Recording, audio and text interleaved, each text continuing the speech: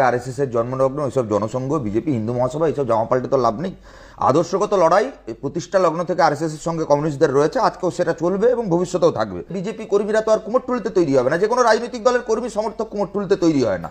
কিন্তু অদ্ভুত লাগে, যে মতাদর্শের কথা বিজেপি বলে এই রাজ্যের মাটিতে ৮০ সাল থেকে, সেই মতাদর্শের কর্মী তো বাদ দিন, বিরোধী দলনেতা প্রাক্তন রাজ্য সভাপতি, মানে একটা রাজনৈতিক দল তার মাথাটাই তৃণমূলের একটা নেতা, তৃণমূলের আরেক অধ্যাপক নেতা, তাকে ধার করে নিতে হয়।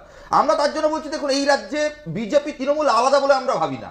আরএসএস এর দুটো ফুল, জোড়া ফুল আর পদ্ম ফুল। এসএসসি থেকে প্রাইমারি এই যে বিপুল দুর্নীতি, বেকার যুব সমাজ, তাদের হাতে কাজ নেই, শ্রমকোড বিল, ন্যাশনাল এডুকেশন পলিসি, এগুলো নিয়ে তৃণমূল বিজেপির রাজনৈতিক কোনো লড়াই নেই। তাতেই বাংলার মানুষ বুঝেছে আসলে মুকুলবাবু অসুস্থতার কারণে যে কথা বলেন, কিংবা দিলীপবাবু জগন্নাথ মন্দির থেকে ফিরে এসে যে কথা বলেন যে মমতা বন্দ্যোপাধ্যায়ের গায়ে দুর্নীতির দাগ নেই, তাতেই বাংলার মানুষ বুঝেছে তৃণমূল বিজেপি আলাদা কিছু নয়।